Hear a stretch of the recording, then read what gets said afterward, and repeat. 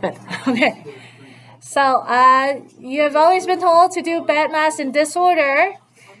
When we say solve means that expression is now an equation. There's an equal sign. With no equal sign, you can never solve for a variable.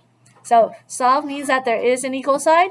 And to solve it, we actually do bad math backwards.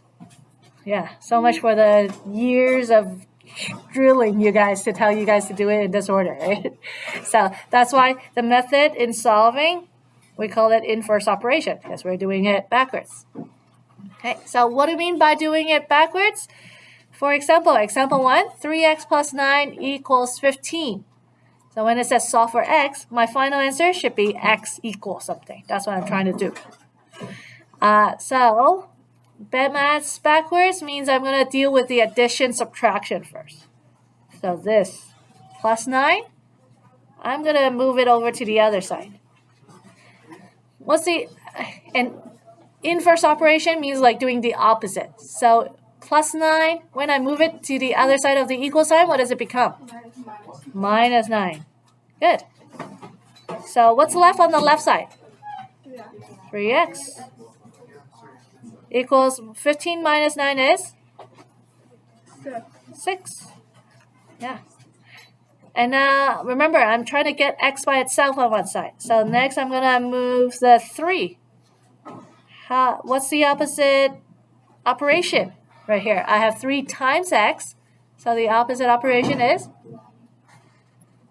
Divide. Good. Yeah, divide. Yeah, so sorry, I have too many here. So after I move that 3 over, I'm just left with the x on the left side. 6 divided by 3? 2. There's my answer. Okay, so when 3x plus 9 equals 15, x equals 2. Now, how do I check to see if I did do the math correctly? Sean? Yeah, so I can put my answer back into the original question. 3 times 2 is 6. 6 plus 9? 15. All right, so you could finish the test and check every single answer before you submit. All right, let's try this one. So should I move away the -3 first or should I move away the 8 first? 8. Yeah, because bad math backwards. When I move that 8 over, it becomes? So -3x. Yep, which is 120. Perfect. Next, I'm going to move this -3 over by doing what? This is the tricky part. This is -3 times x. So the opposite of times is divide. So I'm still dividing, and I'm dividing by -3. When I move it like this, from multiplication to division, I don't change the sign, because otherwise I would have the double inverse. Right? So the inverse operation right here is going from multiplication to division. The sign changes. The sign doesn't change. Only time the sign changes is when I go from adding to subtracting or subtracting to adding. Okay? So what does x equal then? -40. That's right. Done. So make sure, this is a very common mistake. When you divide by -3. All right? Don't change the sign when you divide.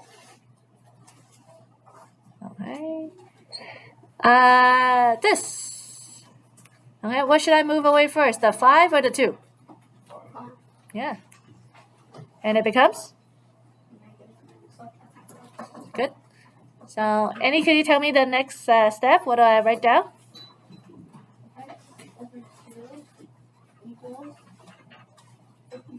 Good. Okay. Next, what am I moving? And what is the inverse operation?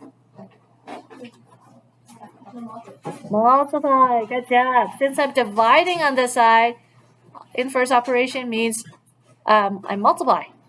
So what's my final answer?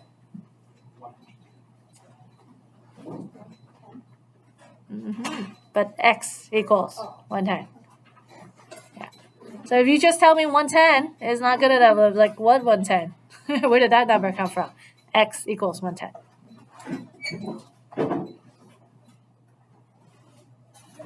Okay. Example 4. Who wants to give this one a try? Alright. Okay, Annie. X over 3. Since you move the 6, it's 10 plus 6. Good. 6 equals 16. 6 plus 16. You move the 3 5. And 16 times 3 equals 48. Excellent. Good job. Did everybody get 48? Yeah. Awesome. All right. So the trick here, this was minus 6. So when you move it over, it's plus 6. All right. Okay. Example 5. So we're just going to finish off with these 2 examples, and we'll call it a day.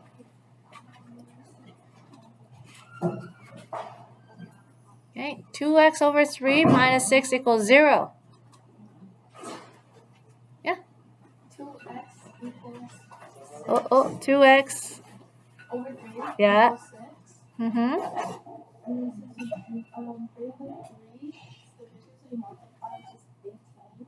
So 2x equals 6 times 3, which is 18. And then you divide, which equals 9. Awesome. All right. So for this example, I didn't do all those arrows. You can do the arrows if you want. You don't have to. I skipped it some steps. So it's just a comfort level, how many steps you want to show. Okay. So that was perfect. And he moved it this over, then minus 6 over to the other side. So 0 plus 6 is positive 6. And then she did times 3. So 6 times 3 is 18. And then 18 divided by 2, she got the 9. So that was awesome. Okay, last example. Who wants to try this one? Sean.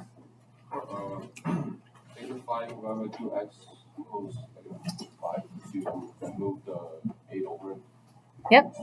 So if you divide both sides by x, negative 5 divided by 2 equals negative 5 divided by x, so x equals 2. Huh? If you divide both by x, it's negative 5 divided by Divide both by x? Yeah, negative 5 divided by 2 equals negative 5 divided by x, so x equals 2. Alright, not quite. Let's do it step by step, then you'll see what it should be. Okay, so Annie, what did you say we should do? Move the 2. You said move the 2. Yeah. Move the 2, so it's going to be multiplied by 2. Yeah. So it's negative 5x equals. Wait, 2 is positive. 10, negative 10 plus multiply. And then you divide 5. So it's going to be 2. X equals 2. Okay, so yeah, Sean, you got the same answer, but I wanted them to see this step by step. Okay, so yeah, x thus equals 2. Right here, sometimes it's written like this. Remember, this, where's my alphabet? Okay, negative 5 over 2x. This is the same thing as negative 5x over 2, like this. Okay, these two means the same thing. Okay, so right here, even though I have that negative 5 over 2 on the side right here, it means the same. So that's why Annie moved the 2 over to the other side first. Okay. So remember, those are the same. Okay, so wow, you guys just did some algebra. How was it? You guys solved some algebraic expressions. Good. Yeah, hoo-hoo. Yeah, good job. So because you guys did so good, no homework tonight. Tomorrow, we're going to do these examples on the back. Okay, and then we will, and then you'll get the homework questions.